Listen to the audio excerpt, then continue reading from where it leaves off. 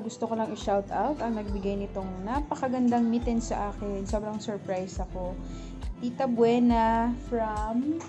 Saan nga si Tita ngayon? From Brooklyn, New York. Tita, thank you so much. So today, gagamitin ko siya.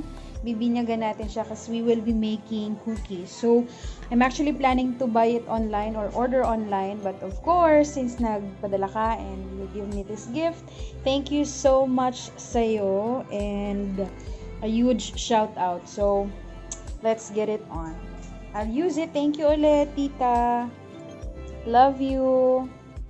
Hi everyone! Welcome back to our channel. So as promised with you, gagawa ulit tayo ng bagong video. And for today's video, this is my second try or second episode ng ating perfect or road to a perfect cookie.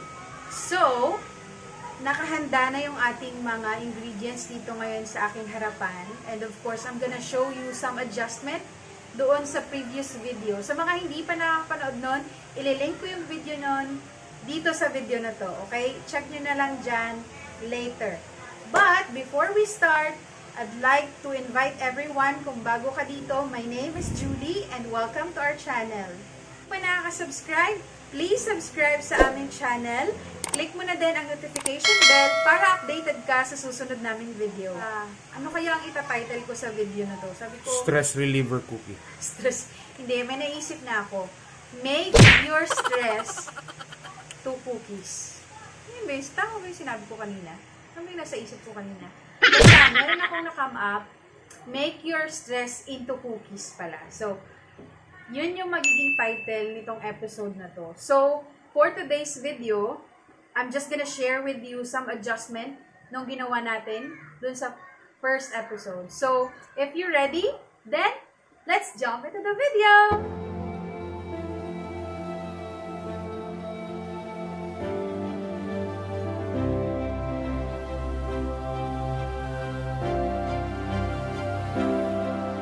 Great. So guys, ito yung bagong adjustment na ginawa natin.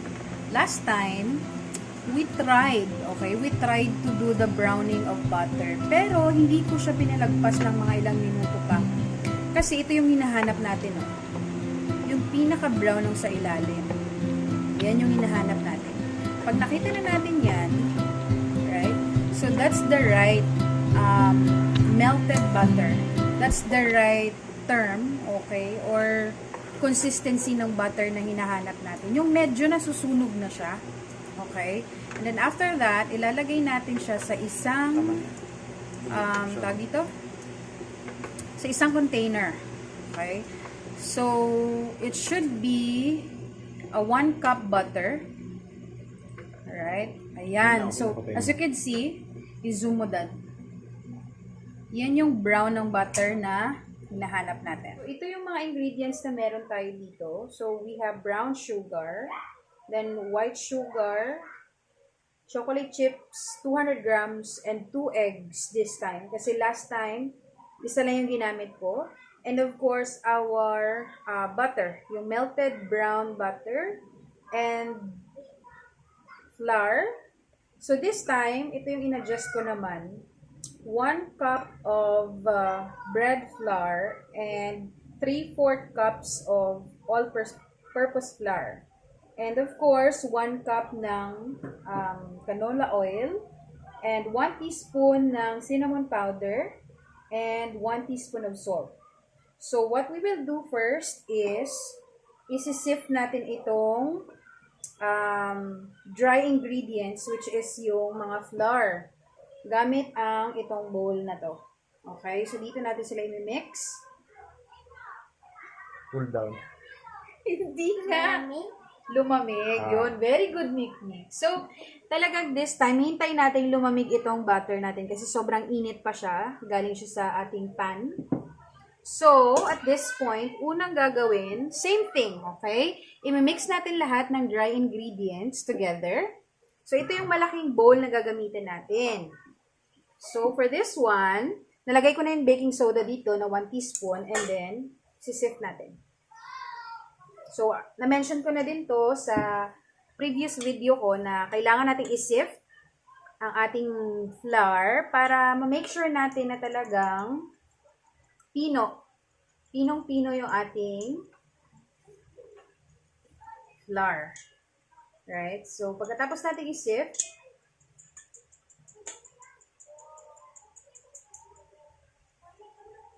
I'll be putting our salt. 1 teaspoon salt. And of course, yung cinnamon powder.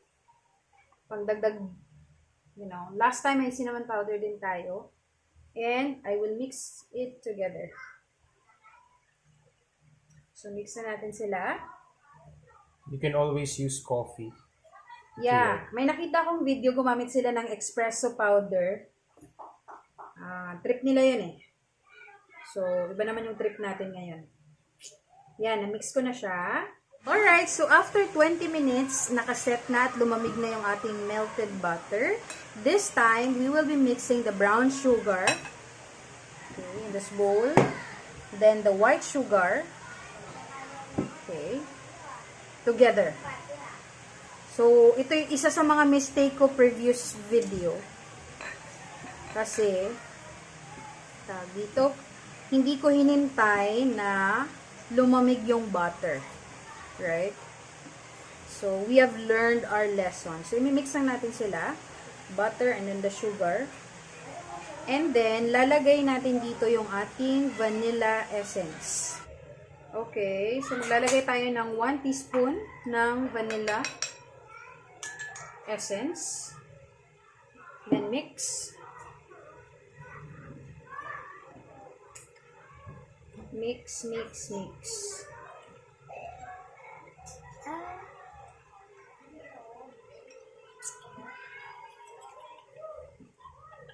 Yan. So, this is the mixture of butter and then brown sugar and then white sugar. So, this time, lalagay natin yung ating 2 eggs. Right? Diretso na dyan. Yan. So, mix.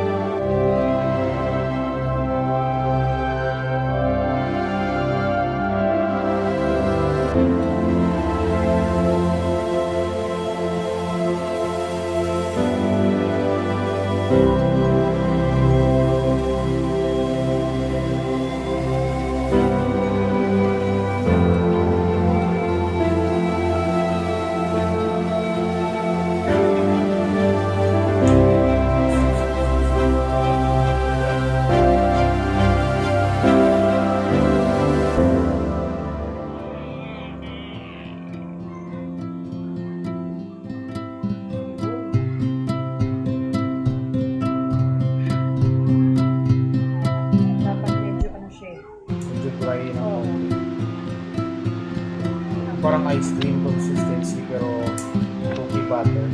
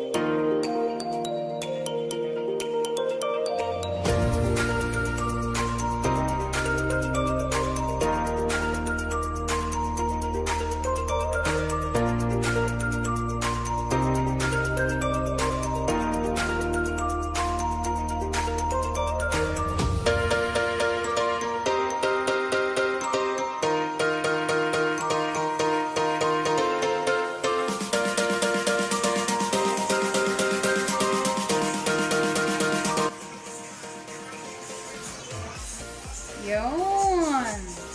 This is it. Look. I guess I did it. Yan. I'll add to the pa. Ooh, look at this. Yes. Look oh. Init pa. Lagyan natin ito.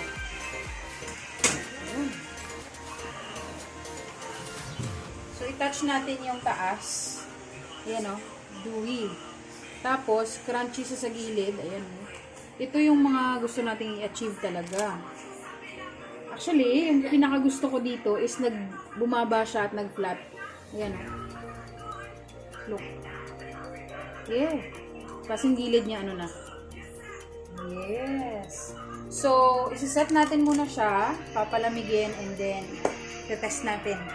Alright? Mo siya, tapos ako. Alright? So, makalipas ng ilang minuto, actually, 10 minutes itong ginawa ko. Dinagdagan ko lang siya ng 2 minutes ulit. So, tignan nyo guys. Ang saya ko kasi na-perfect ko siya. Yung hinahanap ko yung gusto ko mag-flat talaga siya. Nangyari. Tapos ito, tignan nyo. Dewy siya, oh. Dewy yan. Tapos crispy yung mga gilid. So, I guess, I believe I made it. So, try natin ng isa. Ayan siya, oh. Papakita ko. Zoom mo, Dad. Oh my gosh! Kinikilig ang ala! Ayan, oh. Ala! Look, oh! Aww! Na-perfect, oh. Tikman. Yan, oh. Tignan niyo yung chocolate, oh. Ayan. Moist siya. Tapos, hindi siya matigas this time. Tikman natin. Crunchy. Makilid. Tapos dewy siya sa loob. Perfect ko siya. Take 2 lang. Take 2 lang. Try. Try mo. Nom. Sabi sa'yo. Anong masasabi mo?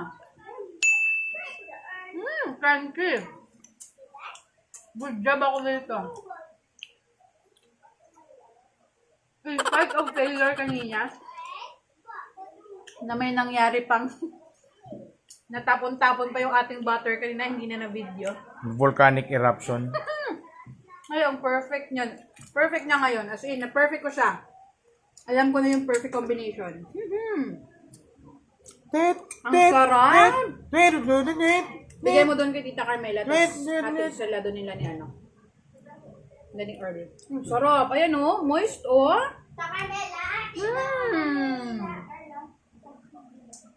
Guys, I'm so happy. Na-fulfill ko yung pinaka-dream ko.